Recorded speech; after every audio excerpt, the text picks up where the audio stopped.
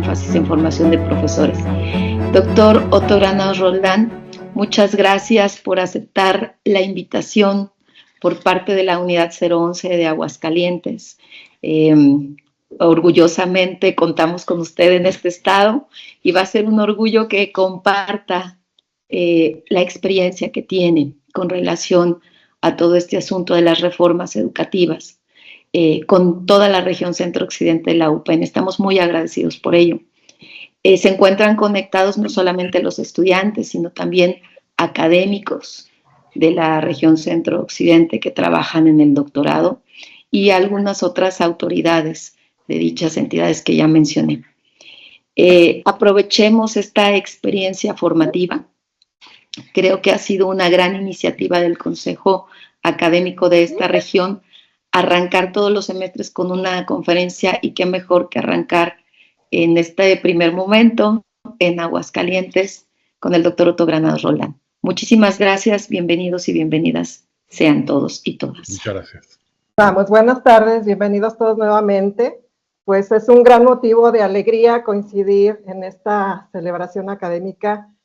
Tengo el gusto, el honor y el privilegio de presentar a una autoridad y especialista en varias materias: política educativa, innovación, política pública, entre otras.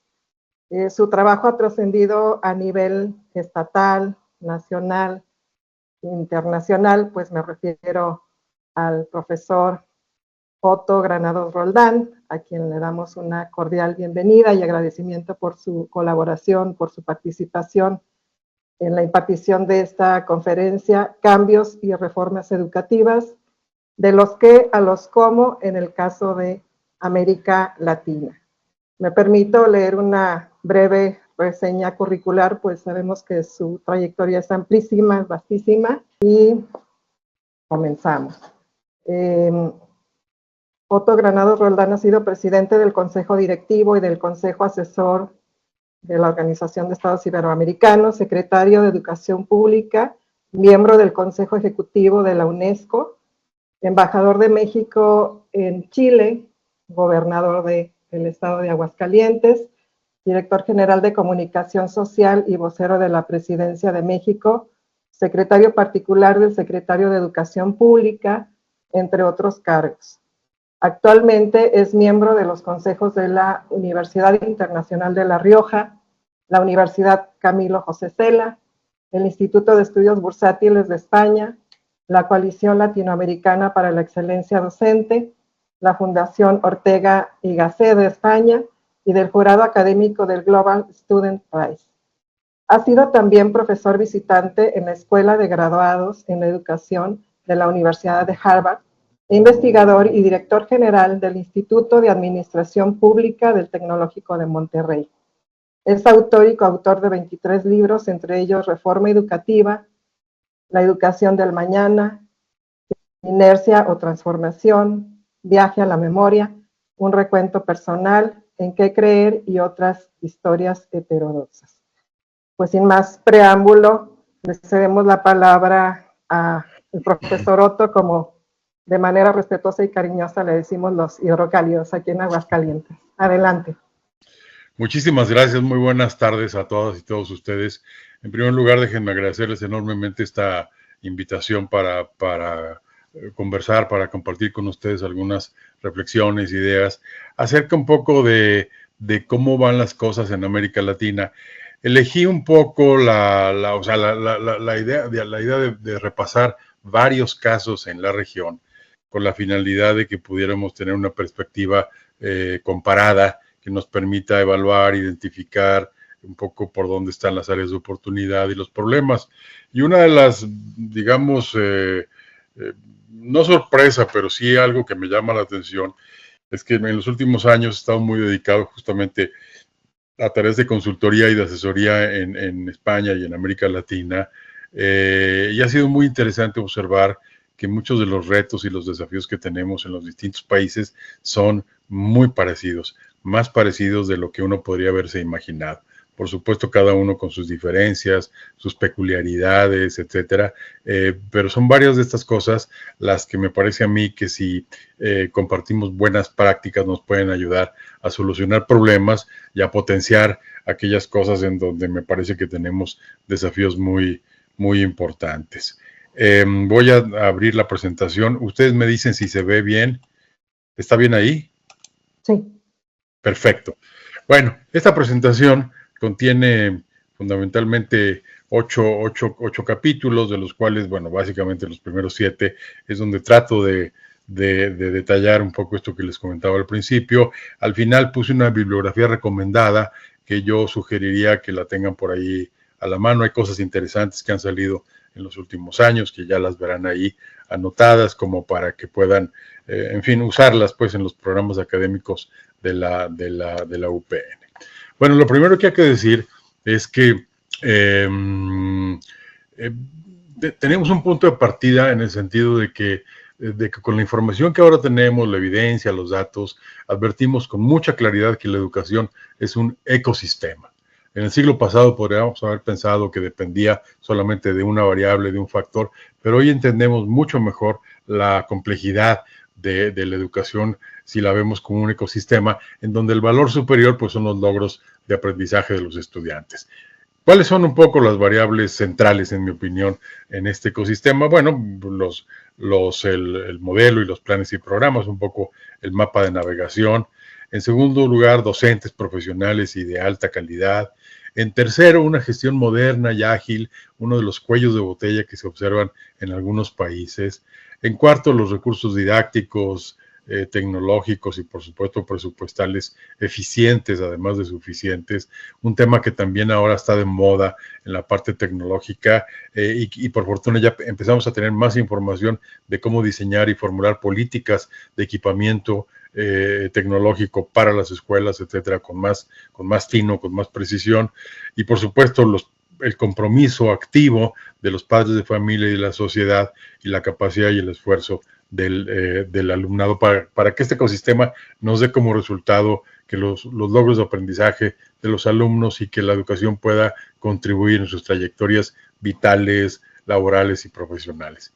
Si lo viésemos de otra forma, en un estudio relativamente reciente que hizo McKinsey en 73 países, no solo de América Latina, sino de varios de las regiones del mundo, pues vemos exactamente lo mismo, que en la parte más alta del edificio, de un edificio educativo exitoso, pues van los aprendizajes, dependiendo de eso están los educadores, por supuesto, los materiales, la pedagogía, la gestión, insisto otra vez, de las áreas de liderazgo educativo, los ministerios o secretarías, como se llaman en los distintos países, pero al final del día coincide exactamente en la misma dirección.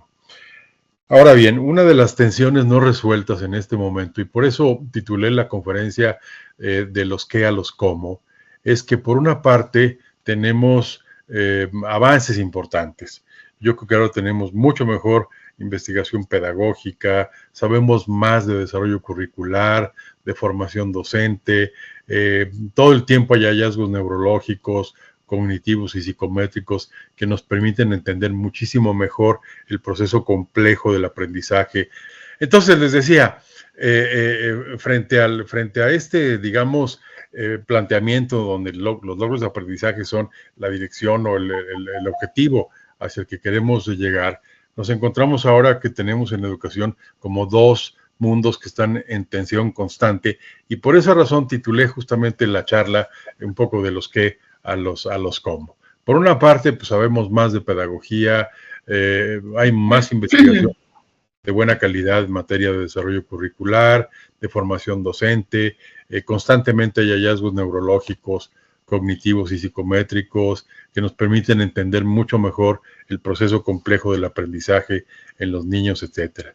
También tenemos más recursos didácticos y tecnológicos, a veces no suficientemente bien usados, pero los tenemos ya sin duda alguna, y estamos un poco en la incertidumbre de cómo cambiará un poco este proceso con la inteligencia artificial. No voy a entrar a ese tema porque es ir todavía o por ahora en caminos un poco pantanosos. Realmente nadie sabe lo que va a evolucionar a partir de la inteligencia artificial en 5 años, en 3 años, en 8 años, pero bueno, finalmente tenemos ya una revolución tecnológica en marcha.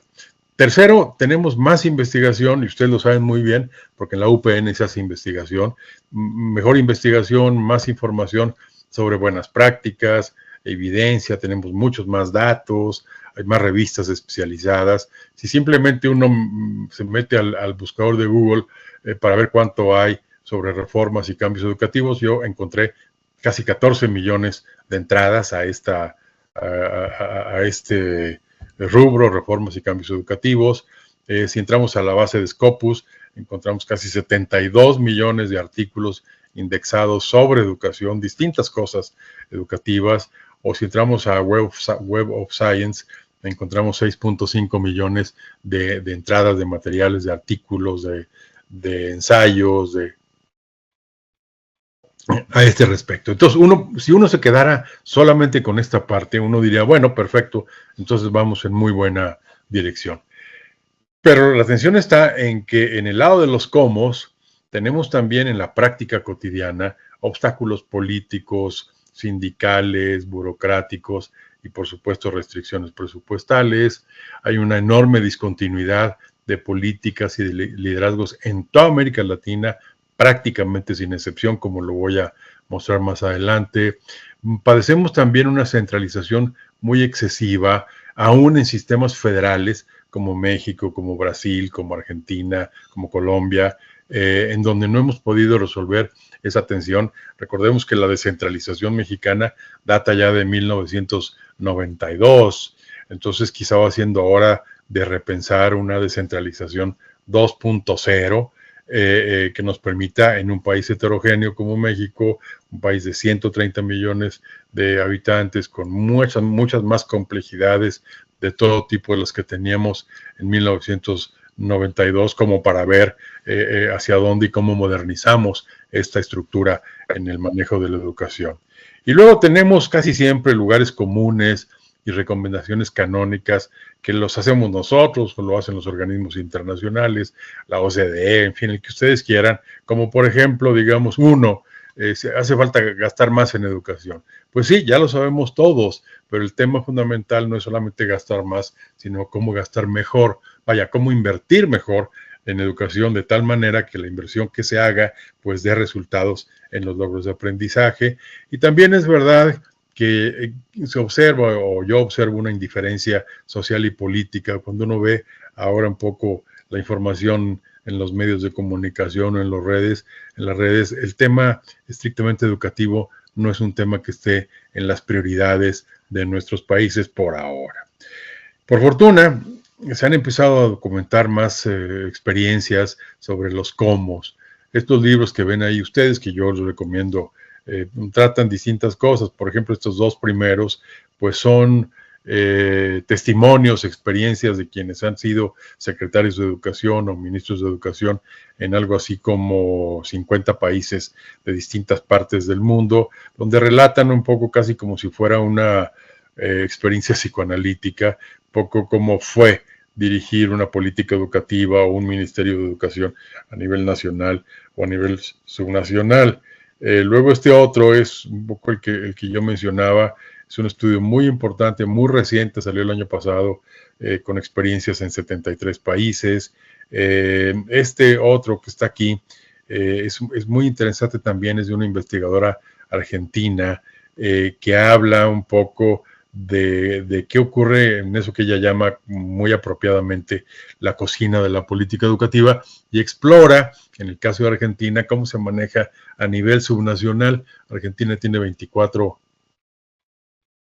provincias, y ella explora un poco cómo fue la tensión entre el Ministerio Nacional y esas 24 provincias, y cómo cada una de estas resuelve un poco, o diseña y ejecuta su propia política educativa, etcétera, etcétera. Entonces uno podría decir, bueno, en fin, el tema lo podemos enfocar si tuviéramos ese mapa de navegación que corriera casi de una manera automática. Y en ese sentido, lo que uno encuentra en el mundo y en nuestro continente o en nuestra región particularmente es que varios países han emprendido reformas educativas en distintos momentos para mejorar calidad, inclusión, equidad. Pero la gran pregunta hoy es, ¿cuáles son las condiciones que facilitan, que dificultan e influyen en las reformas educativas de gran calado, o sea, las reformas estructurales, y también cómo negociarlas, cómo instrumentarlas y cómo hacerlas sostenibles en el tiempo. Y eso ustedes lo saben perfectamente bien, que los factores políticos y con mucha frecuencia los factores sindicales juegan, tienen un papel muy relevante en la posibilidad de instrumentar reformas razonablemente exitosas, y eso es en todos los países de la región. Normalmente se clasifican las reformas que se hacen en educación en dos tipos, y en la mayoría de nuestros países se han implementado una, otra o ambas en distintos momentos. Las primeras son las que se llaman reformas de acceso de primera generación, que por decirlo así son las más sencillas, porque se emprenden en países de desarrollo incipiente, están centradas esencialmente en cobertura, o sea, hay que construir infraestructura, escuelas, salones, aulas, etcétera, etcétera. Depende de tener dinero y hacer una buena distribución de los insumos y una organización eficiente. No tienen nivel de conflicto o es muy bajo, la verdad. Y luego tienen una visibilidad positiva, concreta y rápida que luce mucho y que ayuda mucho para poder avanzar en las reformas educativas y genera incentivos inerciales. Cuando en un poblado rural apartado o en la sierra, de donde ustedes quieran, pues de pronto no había escuela y hay una escuela de buena calidad, en fin, que tiene sus aulas, sus laboratorios, los baños que funcionan, ese tipo de cosas, bueno, pues lógicamente es un activo importante como para este tipo de reformas que van corriendo a lo largo del tiempo. El problema es que cuando hemos avanzado en los distintos países en el tema de cobertura y que tenemos ya porcentajes muy elevados de 90, 95 o 100% en algunos estados de México, en Uruguay, en varias partes de Argentina, etcétera. Entonces ya nuestro reto ya no es de cobertura, ya no es de infraestructura, sino que se vuelve un poco un reto de calidad. Y entonces entramos al segundo tipo de reformas, las reformas sistémicas o estructurales, que están orientadas a la calidad, tienen ya una instrumentación mucho más compleja. No es lo mismo construir rápidamente una escuela que de pronto mejorar los logros de aprendizaje en ciencias, en matemáticas, en comprensión lectora, en lo que ustedes quieran. Hace cambios o genera cambios en ecosistemas que históricamente se fueron volviendo muy rígidos, alteran arreglos políticos, sindicales y burocráticos, se enfrentan con que hay una baja coordinación entre agencias públicas y que tienen lógicas encontradas. Una cosa es lo que piensa un ministerio o una Secretaría de Educación acerca de este tipo de reformas, y otra cosa es lo que piensa el Ministerio de Hacienda o el Ministerio del Interior o de Gobernación, dependiendo de los países, porque pues algunos de estos cambios y de estas reformas normalmente generan algún tipo de alteración o incluso conflictos de corto plazo con resultados que solo se verán a largo plazo. Esta es una de las, digamos, características de los progresos educativos. No se ven de la noche a la mañana, tardan años y a veces 10, 12, 15 años, según la experiencia internacional, en que den los resultados que quisiera un país ver en términos de avances, de logros de aprendizaje de su sistema educativo. Entonces, a pesar de que prácticamente todos los países, o casi todos los países en América Latina han emprendido ambos tipos de reformas, o primero unas y ahora están en las segundas, pues los progresos han sido escasos, han sido lentos, en algunos países han sido decepcionantes. En segundo lugar, como ustedes lo saben bien, las evaluaciones, tanto nacionales como internacionales, no muestran mejoras significativas. Tercero, como región, América Latina se distancia cada vez más de otras, como por ejemplo Asia y especialmente el sudeste asiático, países que fueron muy pobres en los años 60 en medio de conflictos como el caso de Vietnam u otros más. Y finalmente, un elemento pernicioso que no ayuda al progreso educativo, que es que los gobiernos suelen relegar la educación en sus agendas políticas, pues sencillamente porque no es electoralmente rentable. Obviamente es mucho más fácil construir un parque en la esquina, pavimentar una calle, etcétera, etcétera, que meterle un poco a calidad educativa, porque lo primero sí se ve. Yo puedo en 6 meses tener un segundo anillo, un tercer anillo completamente pavimentado, pero mejorar en matemáticas, en ciencias, en lectura, toma su tiempo. Es un proceso mucho más complejo y los políticos el liderazgo político siempre ve más en el corto plazo que en el mediano y en el largo plazo. Entonces, la gran pregunta es si bajo este universo hoy, al día de hoy, en el pleno siglo XXI, estamos bien. Pues veamos qué nos dicen las evaluaciones en el mundo, en la región y en México. A nivel global, por ejemplo, la mayoría de los sistemas educativos, la verdad es que se ha estancado o ha retrocedido en la década previa a la pandemia. Subrayo la década previa a la pandemia porque después de la pandemia, obviamente, añadió un componente mucho más complejo. Pero de, por ejemplo, 73 países en la década previa a la pandemia, solamente 23 mejoraron de manera significativa en términos de logros de aprendizaje. En cambio, los 50 restantes o retrocedieron o de plano se estancaron simplemente en la situación en la que estaban. Si vemos el caso de América Latina, ¿perdón? ¿Se escucha? Sí. Perdón. Si vemos el caso de América Latina, el último estudio de UNESCO, la prueba ERCE, que ustedes conocen, pues tampoco nos muestra mejoras significativas en las franjas de la izquierda, las que están de color rosa o guinda, pues son todos los países que están por debajo del nivel mínimo de competencias en lectura, por ejemplo, o en matemáticas en sexto grado, son todos estos los que están aquí. Y si vemos PISA, independientemente de que sea o no una prueba controvertida, pues es la que tenemos un poco al alcance, pues en la última del 2022, en el caso de México, tampoco mejoramos. La tendencia a la baja en matemáticas, en comprensión lectora y en ciencias se observa en esta caída que ven ustedes entre 2018 y 2022. Y a nivel comparativo entre todos los países que participan en la prueba PISA, pues nos pone en una situación en desventaja.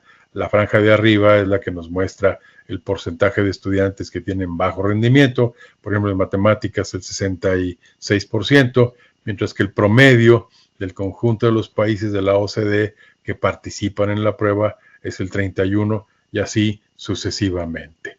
Y luego las evaluaciones recientes, como una que hizo Mejoredu en 2023, que ustedes conocen, confirman esta fotografía. Los estudiantes de segundo de primaria al tercero de secundaria, pues parecen estar reprobados en lectura, en matemáticas y en civismo, no alcanzaron el porcentaje aprobatorio de los reactivos para este tipo de pruebas. Cuando salió lo de Mejoredu, ustedes lo recordarán, hubo una cierta polémica de tipo técnico, de tipo académico, en la que no voy a entrar ahora, pero la fotografía es esta, independientemente de los matices de esta naturaleza que puedan existir. Y ahora no sabemos qué va a ocurrir en el futuro, porque entiendo que Mejoredu desapareció o va a desaparecer y no está claro si México va a participar o no en la prueba PISA, pero necesitamos tener, insisto, ese mapa de navegación que nos permita saber exactamente en dónde estamos parados. Es decir, en suma, como dice un colega mío, Jaime Saavedra, que escribió un libro de los que les he recomendado, pues estamos realmente frente a una emergencia educativa y los cálculos que hacen distintos organismos internacionales es que si no actuamos de manera rápida, con una gran conciencia de la emergencia, pues en el año 2030 unos 300 millones de estudiantes en todo el mundo podrían carecer de habilidades básicas en lectura y en matemáticas. Entonces es la hora de actuar, de hacer un llamado mucho más categórico, mucho más firme para que las autoridades pues actúen con conciencia de lo que esto significa. Entonces aquí entramos al problema básico que afrontan prácticamente todos los países. Ya sabemos qué, lo que no sabemos exactamente es cómo hacerlo. Entonces, ¿cuáles son los motores o el motor de una reforma? Bueno, la existencia de por lo menos 4 detonadores, digamos, mínimos. Que haya una crisis política y económica grave, etcétera, etcétera, pues sinceramente no la tenemos en México, en muchos países de América Latina, salvo casos extremos como Venezuela y algunos otros, pero no quiero decir que la situación política sea la óptima, pero tampoco hay una gran crisis como las que hubo en el pasado, en los años de las dictaduras militares, de la guerrilla en Colombia o cosas de ese tipo. No lo hay en este momento. No tenemos ese detonador que nos llevara a cobrar conciencia de la importancia de la educación. Segundo, las evaluaciones que acabo de compartir como ejemplos, pues no son buenas, pero quizás en algunos casos no son tampoco devastadoras, como las que se observan en regiones muchísimo más rezagadas del mundo que América Latina.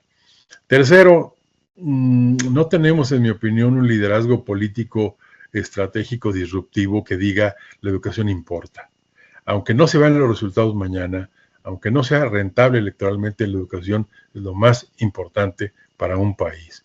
Y lamentablemente nuestros liderazgos están ocupados en otro tipo de cosas, en la coyuntura. Ahora mismo la relación con Estados Unidos se entiende, pero bueno, finalmente tenemos que cobrar conciencia de que el destino del país a mediano y a largo plazo pues depende en muy buena parte de que tengamos una educación cada vez mejor.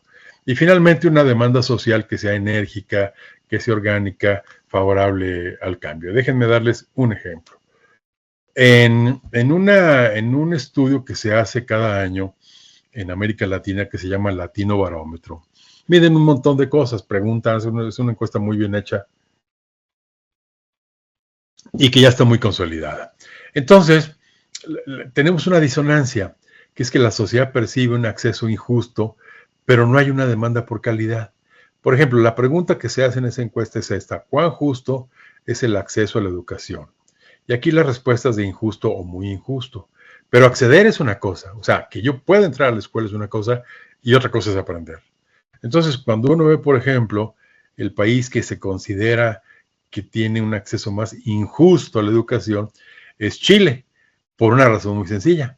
En Chile la mayor parte de la educación es pagada.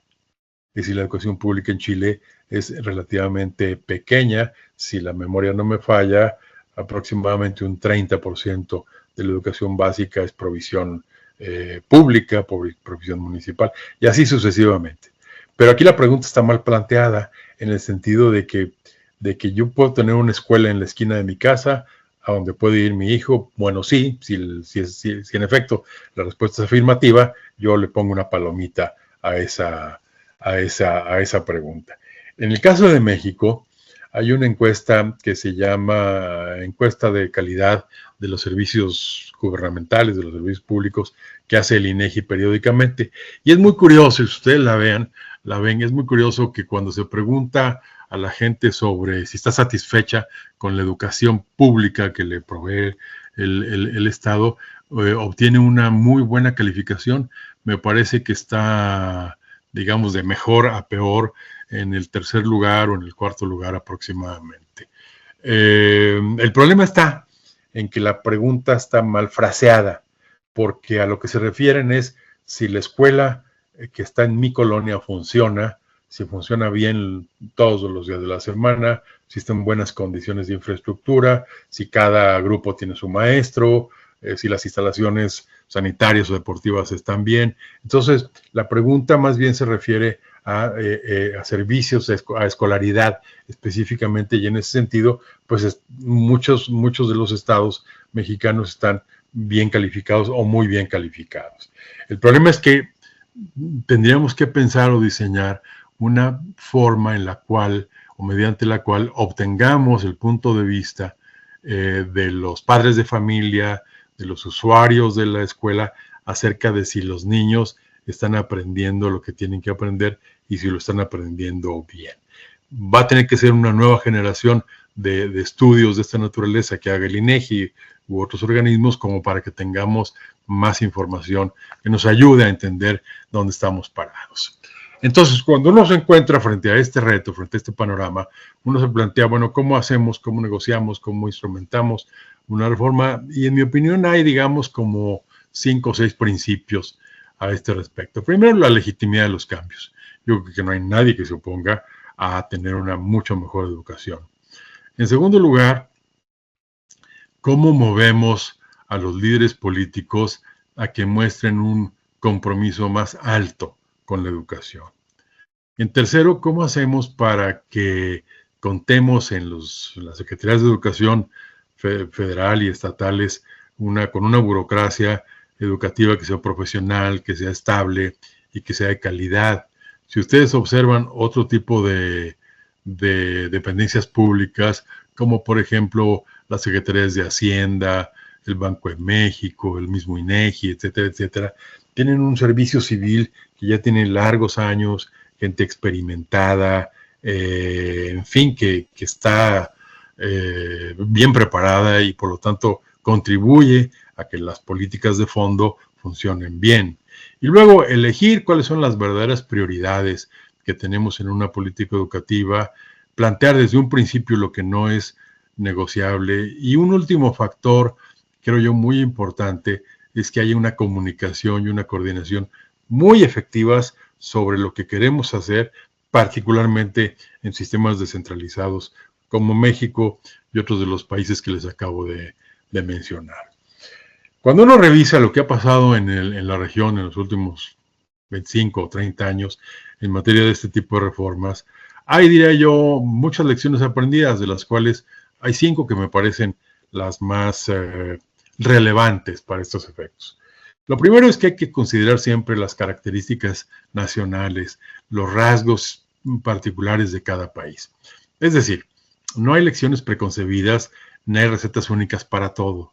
Lo que puede funcionar en Yucatán a lo mejor no funciona en Chihuahua, o lo que puede funcionar en Panamá a lo mejor no funciona en Brasil, cosas de ese tipo. Entonces, hay muchos aspectos comunes, muchos denominadores comunes, pero también hay particularidades y por lo tanto la receta no puede ser pareja como para todos.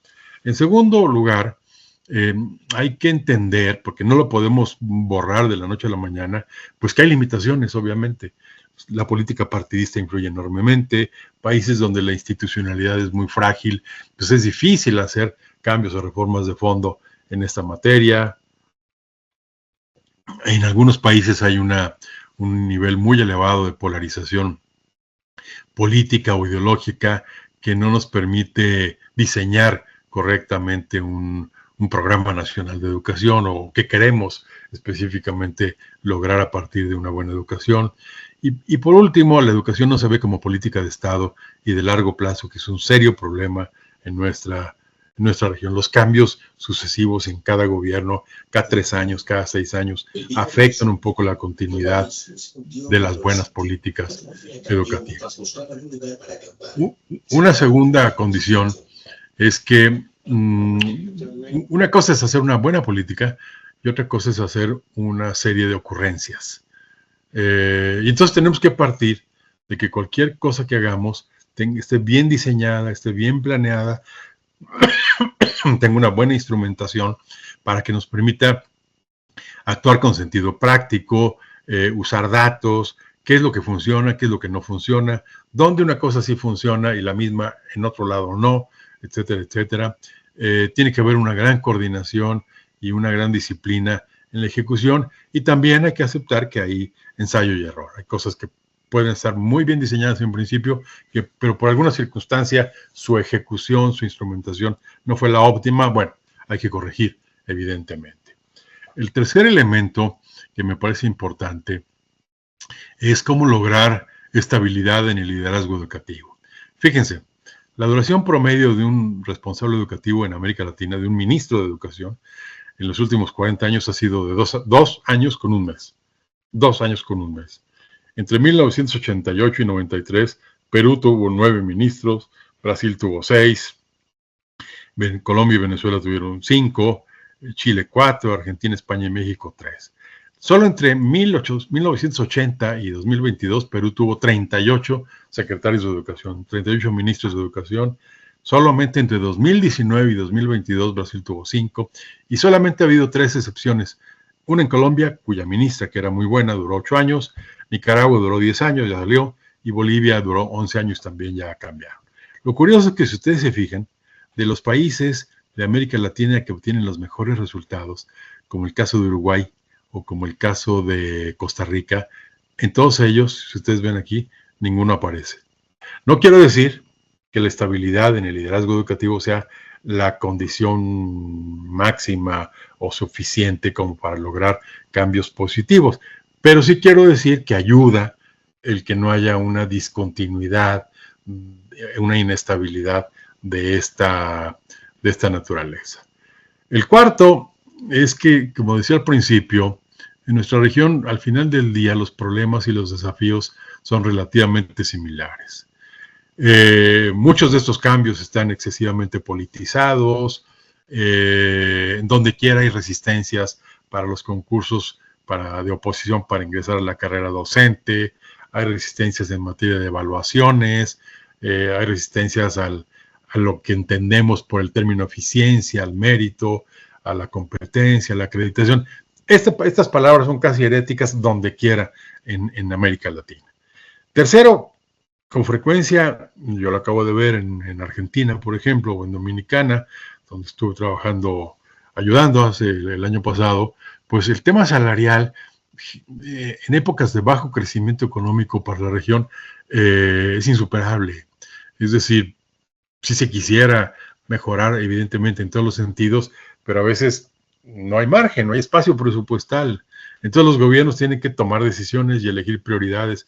¿Dónde le quitan? Para ponerle la educación. Y esa decisión no es fácil. En cuarto, formular políticas eficaces a partir de otras experiencias.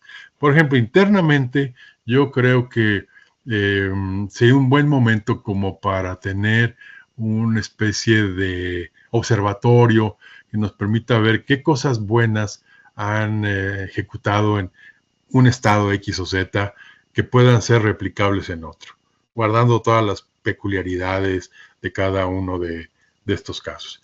Y finalmente que haya una gestión por resultados, es decir, plantearnos no tanto qué es lo que vamos a hacer, sino exactamente los objetivos que queremos lograr, los objetivos que queremos alcanzar. Y por último, el papel de la sociedad. El que la sociedad esté movilizada en favor de la mejora educativa, de la calidad educativa, ayuda mucho a amortiguar conflictos, abre puertas políticas y presupuestales si se ve que el liderazgo educativo tiene apoyo social, apoyo comunitario relevante. Segundo, hay que comunicarlo muy bien para articular coaliciones que soporten conflictos temporales, pues para operar los cambios.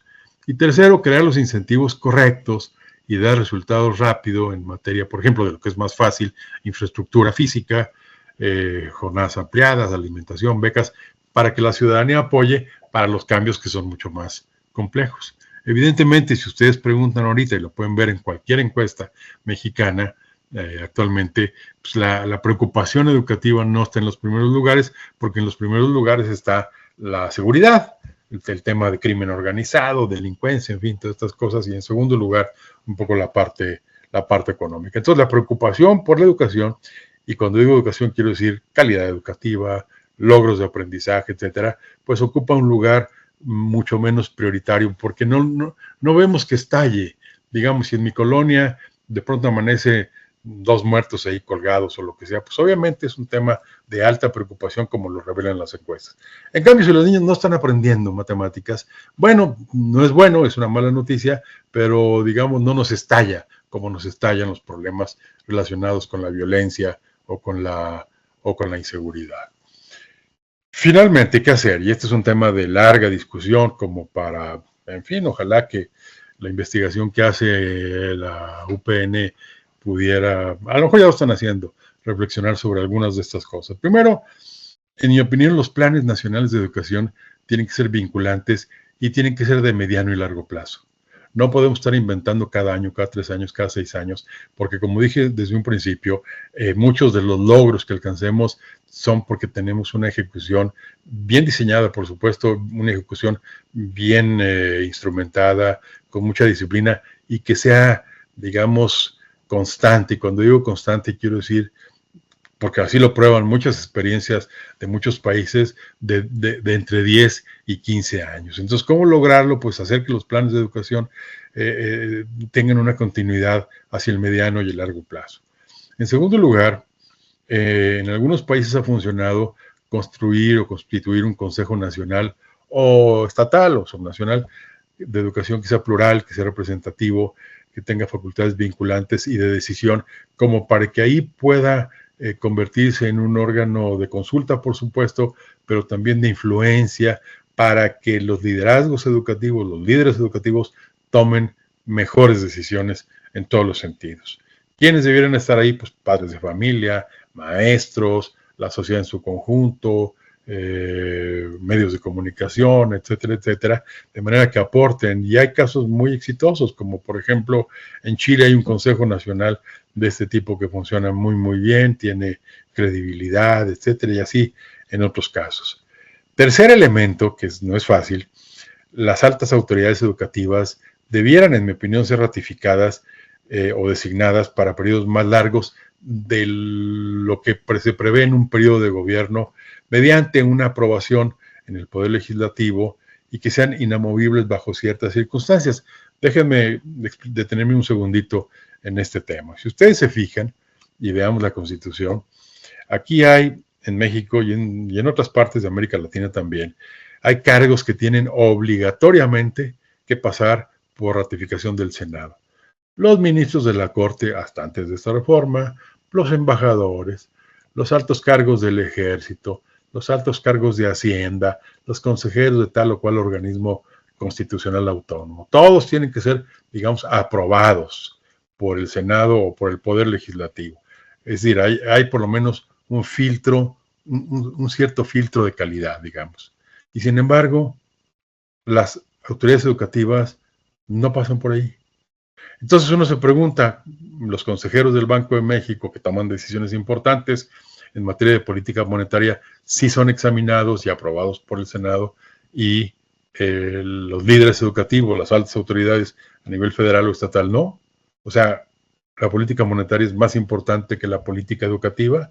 Me parece que es un tema que por lo menos admite discusión.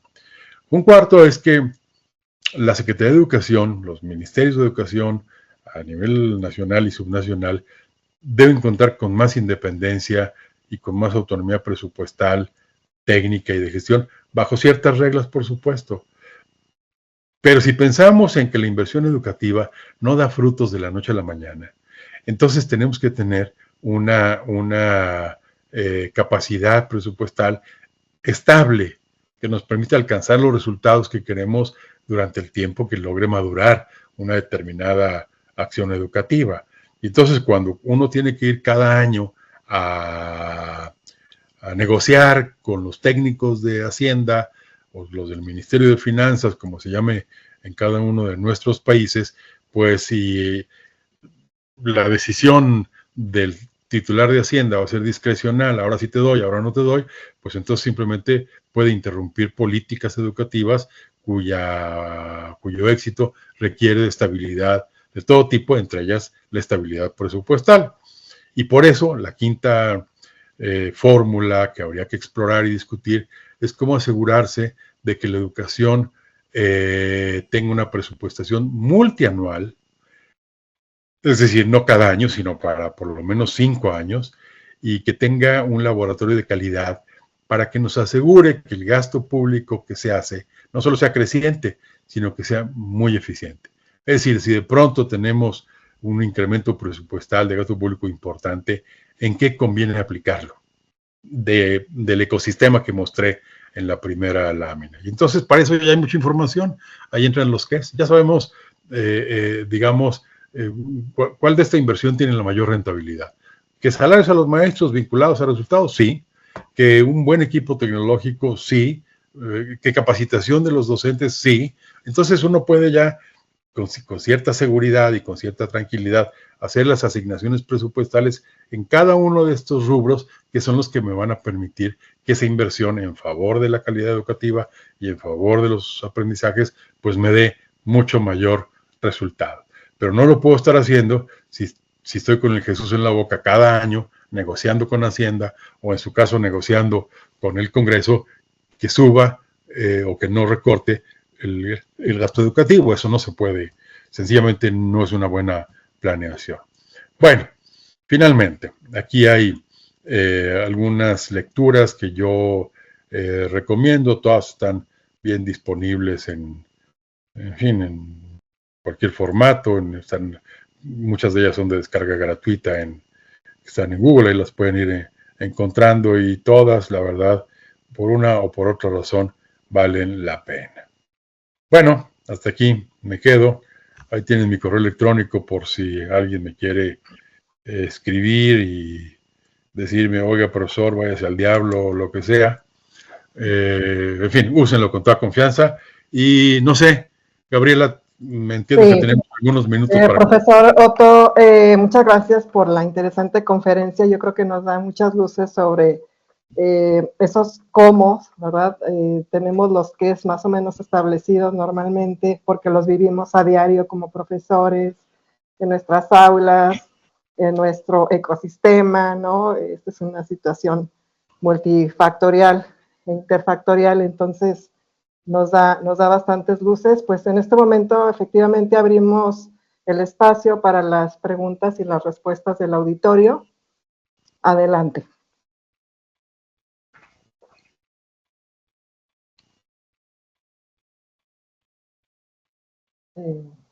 ¿Hay alguna pregunta? Hay una solicitud de regresar a la diapositiva de la bibliografía. Claro, con gusto. Un segundo. Lo tengo, están dos, aquí está la primera, que son algunos de los ejemplos que puse, pero los datos completos vienen en las dos últimas. Si quieren tomarlas ahí, a lo mejor, en fin, hagan un pantallazo y ya la tienen ahí para localizarlas. Esta es la primera. ¿Ya le cambio a la segunda? ¿Puedo cambiar a la segunda? Adelante. Ahí está la segunda. ¿Alguna pregunta? Yo sí tengo una que quiero lanzar al aire, digo, a la mesa, al grupo. No sé si alguien... Ya está preguntando. Ya hay una pregunta. Denise, Ron, hace una pregunta. ¿Cómo incidir en las políticas educativas sobre formación docente si las autoridades están concentradas en otras problemáticas? Bueno, yo creo que es una pregunta extremadamente pertinente. Si ustedes se fijan, y digo, yo ya soy un poquito más grande que muchos de ustedes o muchas de ustedes, tenemos años, desde que yo trabajé en la SEP, en tiempos de Reyes Heroles, allá en los años 80, hemos hablado de formación docente. Pero hoy tenemos la gran ventaja de cuál es la buena formación docente. Hubo una época, hace ya muchos años, en donde por formación docente se ponían cursos de macramé, ¿sí? Ese tipo de cosas. Bueno, hombre, me parece que está muy bien el macramé y hacerles chambritas a los nietos y todo, pero no estoy seguro si tiene una relación directa con la buena formación docente. Entonces, por eso insisto en que necesitamos quitarle, por decirlo así, un poco el monopolio de ciertas decisiones a la Secretaría de Educación o a las secretarías estatales para que los maestros, los especialistas, etcétera, nos digan cuál es la formación docente más apropiada, que no sea la decisión de un burócrata que llegó hoy al área correspondiente y mañana lo quitan y, en fin, cosas de ese tipo. Y yo creo que, insisto, en eso soy muy optimista, tenemos mucho más información de buenas prácticas, de buena formación docente, tenemos más literatura académica, más datos que nos permiten decir, bueno, esta sí es buena y es de buena calidad y esta no. ¿Sí? Aurora, Gabriela, me gustaría un poco para ejercitar algunos de los temas que yo planteé, hacer una pregunta a todo el grupo. Adelante. Que la responda a quien quiera. A ver, las que tengo aquí en pantalla, Blanca Leticia, Evelyn, Maritza, etcétera, en fin, cualquiera. Díganme una cosa, si mañana la nombraran a usted secretaria de Educación Federal o secretaria de Educación en un estado de la región de esta UPN, digamos, Jalisco, lo primero que haría? Digamos, lo nombran, ya está sentada en el escritorio de la Secretaría de Educación de Jalisco o de Nayarit, que está en la zona del UPN. ¿Qué es lo que haría? Ya salió con su doctorado de la UPN, su gran título, llega a la Secretaría de Educación de Nayarit, se sienta en el escritorio, ¿y qué son las 2 o 3 primeras cosas que haría? ¿Quién me quiere hacer el favor de contestar? Como sea, no lo piensen mucho, así con mucha franqueza. No, pues en principio de cuentas, igual que cuando llegamos a cualquier lugar, ¿no? Con la formación que tenemos como docentes, siempre que llegamos frente a un grupo, y yo sé que la responsabilidad de un puesto como el que está mencionando es por mucho más importante, pero siempre el llegar y hacer un diagnóstico es importante, saber cuáles son las problemáticas que aquejan a nuestro sector educativo, que los doctorados siempre nos ayudan mucho porque nos identificamos, no sabemos la metodología e identificamos problemáticas para incidir en una. Pero qué importante es llegar y saber cuál es la dinámica, cómo se mueve, cómo se ha llegado hasta ese lugar, sí conocer la historia, pero el diagnóstico e identificar las problemáticas es súper importante. De ahí crear un conjunto de personas capacitadas que tengan perfiles para esos distintos problemáticas y empezar pues a tratar de solucionar en ellos lo que se esté o lo que se tenga en la mano con lo que tenemos, y también conocer cuál es el recurso presupuestal que tenemos. Así como usted dice, no es posible que se tenga que estar correteando a las personas de Hacienda para saber cuánto presupuesto me quieres dar para yo poder trabajar con lo que tengo. Igual cuando los docentes estamos frente a grupo, pues es lo mismo. ¿Qué es lo que tengo? ¿Cuáles son las problemáticas? Y desde lo que tengo poder utilizar esos recursos para mejorar la calidad en la educación de los niños. Entonces, si Gustavo entendí y Paulina también bien, quieren participar. estamos, y estoy de acuerdo. Primer paso, diagnosticar. Segundo paso, integrar el equipo. Y tercer paso, ver el presupuesto de cuánto. Y presupuesto, sí. Perfecto, me parece muy buena forma de empezar. Adelante, Gustavo. Gustavo dice aquí. O Paulina. Adelante. Buenas tardes a todos. Bueno, los puestos, creo que entre más alto subes dentro de la estructura, se complejiza más las opciones que tú tienes, ¿no?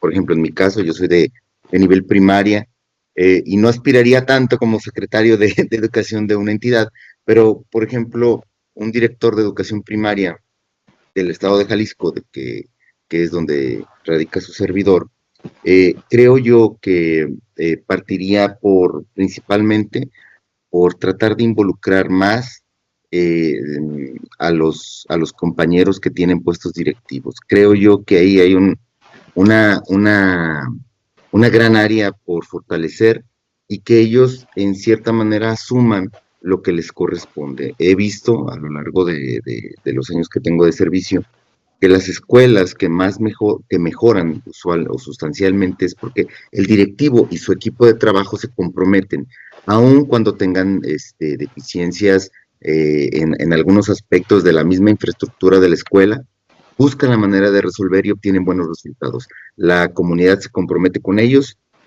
y hay una sinergia positiva.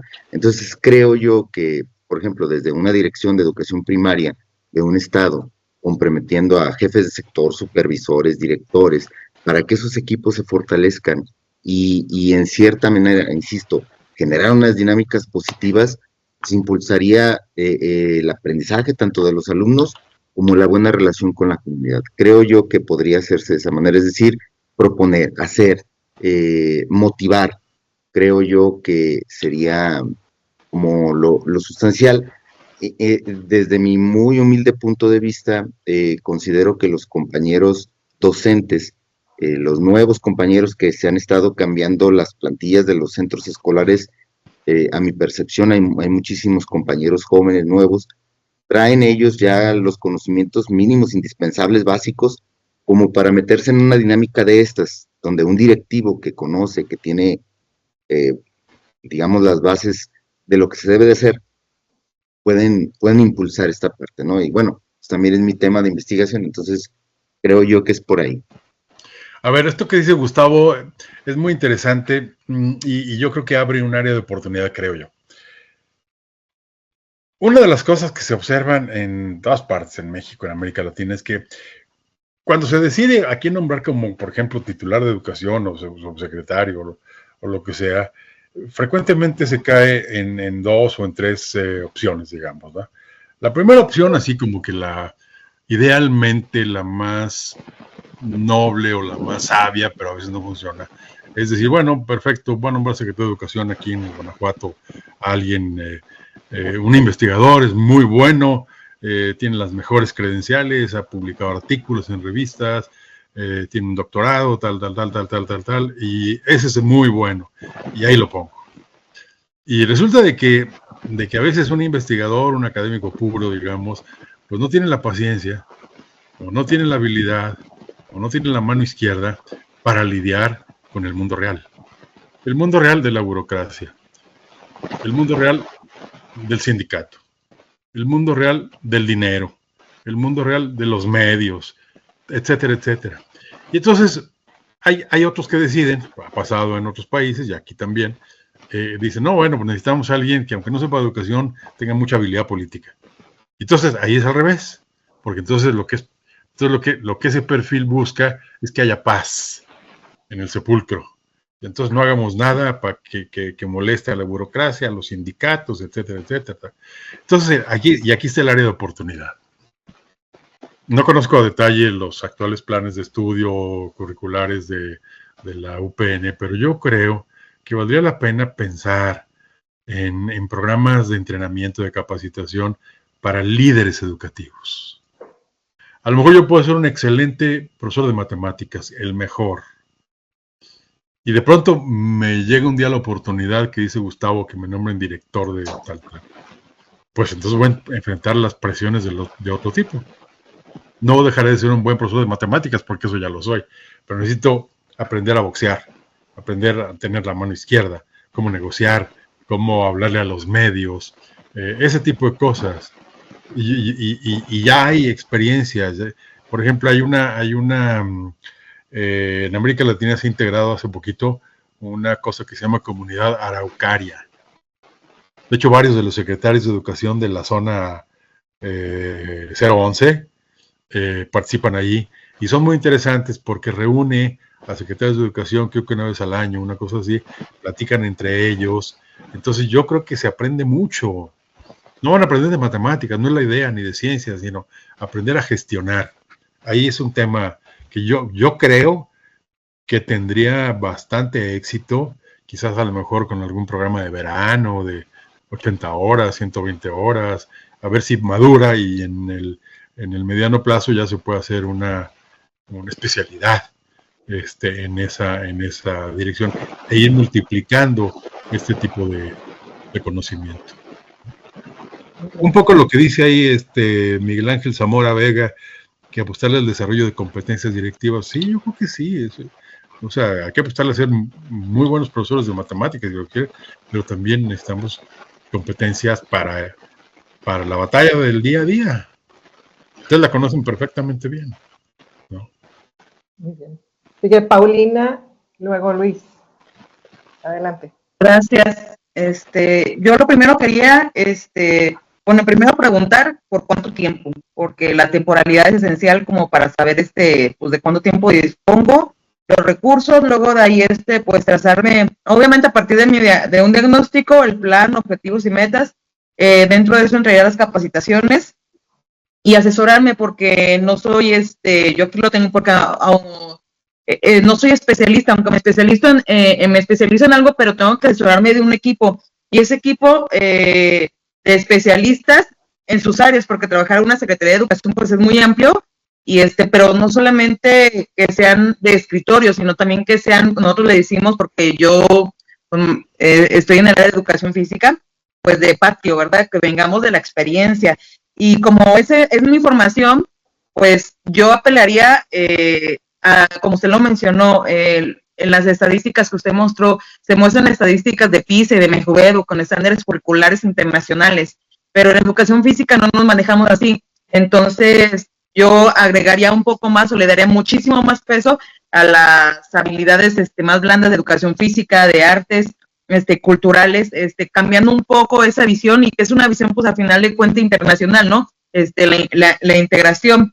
Entonces, obviamente, pues aquí nos encontraríamos desafortunadamente en esas cuestiones que se mencionaban de política pública. Por ejemplo, aquí en Jalisco actualmente nuestro actual director de educación física es un puesto político, no tiene formación docente, es deportista, y obviamente ayer mencionaron el proyecto junto con el secretario de Educación del Estado, junto con el CODE, que va a ser un proyecto educativo para educación deportivo competitivo para educación física, dejando de lado la política pública federal, que es dándole peso realmente a lo que se quiere, que es una formación integral del educando. Entonces sí es importante quién está al frente, porque él nos marca hacia dónde ir, y estamos entre la espada y la pared de decidir, bueno, formamos lo que dicen nuestros programas de estudio, o vemos la parte política pública educativa del Estado, lo que ellos quieren lograr. Mi participación. Gracias.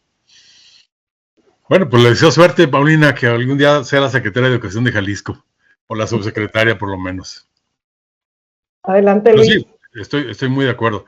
Perdón, Gabriela, nomás he estado aquí leyendo.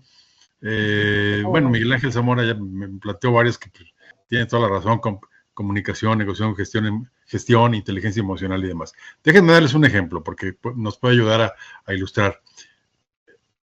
Si vamos a nombrar como director general de un hospital, ¿cuál es el perfil en que primeramente pensamos?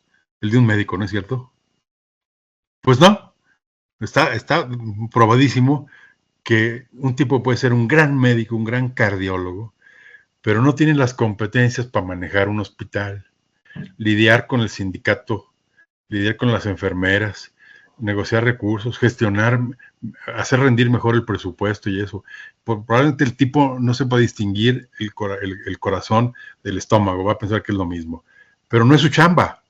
Su chamba es el darle un gran servicio al paciente, que el dinero rinda, que se maneje con eficiencia y con transparencia, lidiar con el día a día, pues con los sindicatos que hay en los sistemas hospitalarios públicos y demás. Entonces, eso mismo pasó muchos años en la Secretaría de Comunicaciones y Transportes, que es la que hace las carreteras, o hacía, o hace, en donde la gente pensaba, los presidentes pensaban que el mejor candidato era un ingeniero.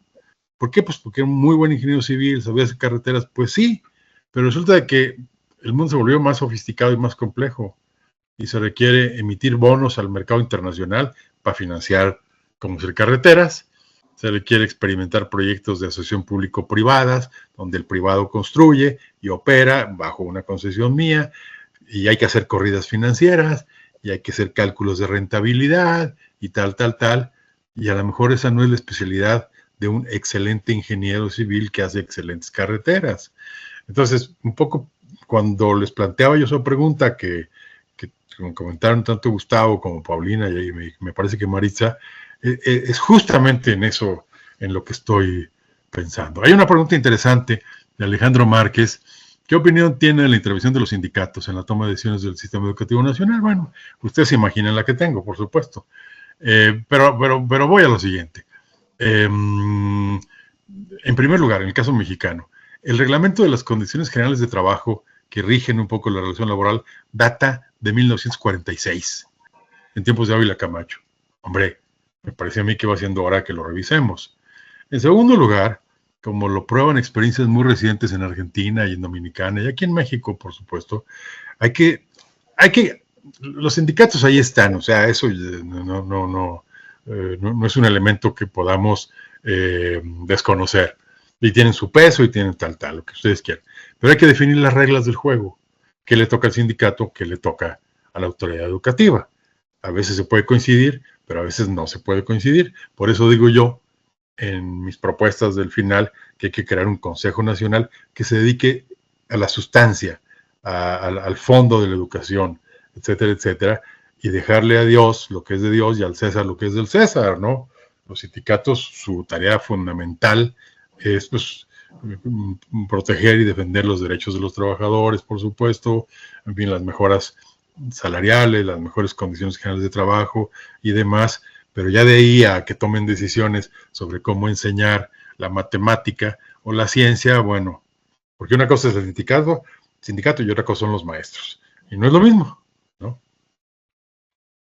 Entonces me parece que sí, hace falta un nuevo replanteamiento de las reglas del juego, normativas y laborales, ¿no? Muy bien. Está Luis con la mano levantada. Adelante. Sí, muchas gracias. Pues comentar que la opinión de los compañeros han sido muy buenas. En mi caso muy particular, creo que como ciudadanos, más allá de profesionistas, tenemos una visión general de la problemática que nos aqueja en el rubro educativo. En este sentido, al tener esta posición, creo yo definitivamente que los procesos administrativos corren solos de la mano de los responsables. La situación financiera, aun cuando las gestiones las hacemos nosotros, no dependen del todo de ellos, son otros factores los que intervienen en ello. Pero lo que sí depende netamente de nosotros es la cuestión académica y los resultados que esto arroje. En este sentido, como ya lo dijeron los compañeros, yo optaría por analizar el diagnóstico que tenemos actualmente, llámese de la entidad o del país, resaltar las problemáticas, qué es lo que estamos haciendo para resolverlas, cómo podemos mejorar ese proceso para transitar una buena resolución que nos lleve al incremento del nivel educativo. Invitaría, exhortaría a los funcionarios a participar en esta parte de los procesos, pero esa participación también conllevaría una responsabilidad sobre los logros que conlleven el actuar de manera común sobre las problemáticas que estamos o que estaríamos trabajando. Es decir, no solo les daría la oportunidad de levantar la mano y sentirse incorporados a batir la problemática, sino que también los incentivaría y de alguna manera los responsabilizaría a realmente llegar a lo que necesitamos, que es este logro para que los resultados básicamente sean a la alza y tener un repunte en la cuestión académica, que es lo que realmente nos lleva a la transformación de vida hacia una mejor sociedad. Muchas gracias, Luis. Hay un comentario, una pregunta aquí en el chat a la que me gustaría referirme, si me lo permiten. Adelante. Dice Dorta, podría pensarse que la municipalización de la agenda educativa es una deuda del sistema educativo mexicano. Es muy buena pregunta también, igual que las otras. No estoy seguro si de la agenda educativa. Lo que sí creo es que ya hay muchos municipios grandes que tienen potencia, que tienen capacidad, que tienen dinero, que debían de comprometerse más de manera obligatoria con la educación. Por ejemplo, el municipio de Guadalajara, la zona conurbada. Los municipios en general en México, los 2,000, casi 2,500 que hay, no apoyan la educación. Le ponen una barda, mandan reponer las redes de las canastillas de la cancha de básquetbol, el agua, a veces las mallas ciclónicas, un poquito la seguridad del barrio, de que se metieron y se robaron las computadoras, cosas de ese tipo. Pero son casi actos de caridad, porque dicen, no, eso no está en el 115 constitucional. Bueno, muy bien.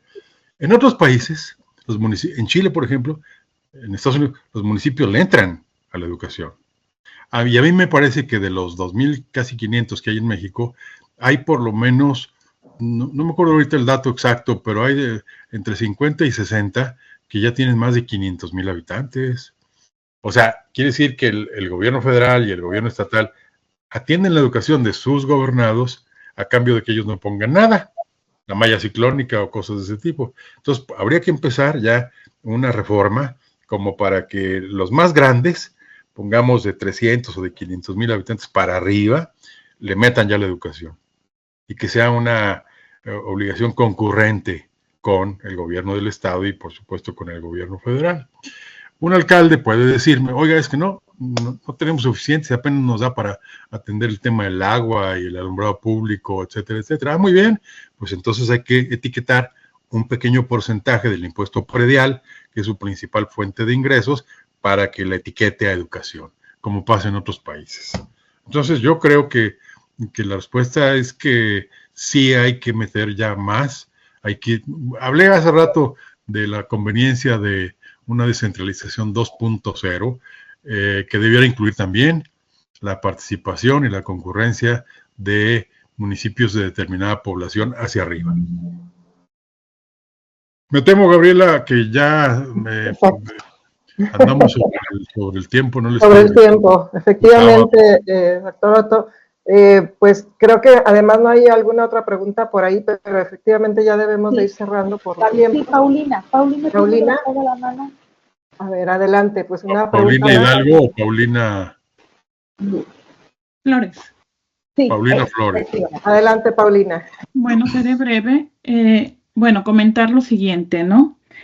No, si yo fuera secretaria de Educación, pues primero me voy a ir como a lo que sé, que es las bases. Yo sé lo que es el contexto, yo sé lo que es la realidad, yo sé lo que es estar en el aula, yo sé lo que es tener directivos, tener que cumplir propósitos, proyectos, programas y sobre todo, yo sé lo que es estar con los alumnos y con los papás y las necesidades reales. Yo no estaría hablando, si yo fuera secretaria de Educación, y en este caso me voy a enfocar a lo que sí conozco, ni del presupuesto, ni de la infraestructura, ni del personal, porque los que estamos en la educación y los que estamos en la práctica, pues no nos toca, no nos preguntan y trabajamos con lo que tenemos, ¿no? Entonces, ¿qué haría yo? Yo sí pediría la descarga administrativa, porque no voy a entrar en detalle si esta es punitiva o versus un formato de seguimiento para mejorar, porque a lo mejor solamente los que estamos acá sabemos que todo eso es maquillado, que todo eso es simulación, que lo que les llega al secretario de Educación no es lo que está sucediendo, porque nuestros directivos, nuestros administrativos y nuestros supervisores y nuestros jefes de sector, pues les van a decir lo que quieren escuchar, ¿no? Entonces, yo diría descarga administrativa en los docentes para que este conocimiento de la realidad llegue realmente, que los trabajadores en y para la educación se gestionen y la lleven a cabo, y formación asertiva para que los supervisores, o sea, esta cascada que tienen que según el secretario o los administrativos que administran la educación, estos que están ahí, que ellos creen que les están diciendo lo que sucede, pues hagan lo que les toca, que es decir lo que realmente está sucediendo. Porque es bien, pues no nos llega la realidad allá arriba. Entonces, pues de nada nos sirve tener un presupuesto y una infraestructura y todo eso, o sea, los maestros en lugar de que nos den el tiempo de dar clases, nos tengan llenando formatos, a los directivos no pueden salir a conocer ni los alumnos ni a los maestros porque están llenando formatos, los servidores, los supervisores están llenando formatos, con lo que les mandó el director, que no es cierto, con lo que les pasó el maestro que tuvo que hacer, pero que tiene que cumplir los requisitos porque si no te vas a tener problemas, ¿no? Entonces yo que conozco esta parte diría descarga administrativa y formación asertiva para que cada uno en su función tenga certezas y que la realidad llegue a donde tenga que llegar, porque si no vamos a seguir en la simulación y por eso tenemos tantos problemas en la educación. Lo digo como maestra. Gracias. Yo creo que sí, o sea, en cierto sentido lo que nos dice Paulina Flores es correcto. El tema de la descarga administrativa también tiene años que yo lo escucho y curiosamente lo mismo que se dice también en muchos países. El problema yo lo pondría de otra forma. Un día le pregunté a un secretario de Educación de un estado. Por curiosidad le dije, oye, ¿cómo distribuyes tu tiempo? Y me dijo, bueno, dice, mira, más o menos la mitad de mi tiempo, el 50% lo dedico a negociar con el sindicato. y luego el 40% restante lo dedico a negociar con el tesorero o el secretario de finanzas de aquí de mi estado. Y luego el 10%, pues atender a los medios de comunicación. Le dije, ¿y cuánto le dedicas a la educación? La educación, me dijo, no, eso nada, ¿no? Entonces, lo que dice Paulina es cierto y lo otro también es cierto. Entonces son digamos, ¿cómo conciliar, cómo compatibilizar lo que dice Paulina, que tiene toda la razón, con las realidades puras y duras de la gestión? Y eso no es fácil. Por eso, yo creo que pensar en áreas de formación de la UPN iniciales y eso como para plantearnos dilemas y casos. Por ejemplo, valdría mucho la pena usar el método de casos, ¿no? Para ver los problemas reales de las escuelas, como ese que dice. Entonces, más que darles contenido académico, doctrinario, teórico, enseñar a los participantes en un curso así a solucionar problemas a partir de casos reales. Y ejemplos podemos tener muchísimos, ese es uno, pero hay muchos más. Bueno, pues muy bien. A menos que Aurora y Gabriela ordenen otra cosa. Yo creo que vamos a ir cerrando, ahora sí, pues, porque ya es momento y pues bueno, principalmente agradecerle al profesor Otto Granados Roldán por su participación, por su colaboración, esperando que haya otras participaciones, otros espacios para coincidir y pues bueno, ahora me permito leer el reconocimiento, la constancia de la Coordinación Regional del Doctorado para el profesor Otto Granados Roldán, que dice así: la Universidad Pedagógica Nacional otorga al profesor Otto Granados Roldán este reconocimiento por haber dictado la valiosa conferencia Cambios y Reformas Educativas, de los que a los como el caso de América Latina a estudiantes y académicos de la región centro-occidente del doctorado en desarrollo educativo con énfasis en formación de profesores, como parte de las actividades del inicio del segundo semestre. Aguascalientes, 15 de febrero del año 2025, firma la Coordinación Regional del Doctorado y la Unidad 011 de la UPN, Educar para Transformar. Muchas gracias, profesor Otto Granados. Muchísimas gracias. Esa me la manda a mi correo, ¿no? Se la mandamos a su correo, efectivamente, sí, así es. No sé, Aurora, ¿quieres decir algo? Yo quisiera hacer un comentario en cuanto que esta plática, esta conferencia, nos está dejando un tremendo reto, porque lo que se nos muestra es una visión macro desde la región de América Latina y cómo llevarlo en función de la última participación hacia lo micro, porque los proyectos de titulación de los estudiantes, sobre todo se centran, la mayoría, en sus centros de trabajo, precisamente en estos estudios de caso, ¿no? Y con diferentes enfoques metodológicos. Entonces aquí, el reto que nos está dejando el profesor Otto Granados es una invitación a, y estamos en el estudio del caso, pero salirnos de ese contexto, pues para ver el mapa, la radiografía nacional, o en este caso, la de la región de América Latina. Entonces, ahí queda un reto para nosotros y finalmente, pues excelente el diálogo, que luego estos espacios virtuales tal vez como que no nos soltarían más, pero gracias que se dio finalmente este espacio en donde identifico de las participaciones tanto docentes como muchísimas gracias. Sí. Que les vaya muy bien, que tengan buen fin de semana. Muchas gracias, profesor Otto. Un gusto. Gracias a todos. Gracias. Profesores y estudiantes. Hasta luego.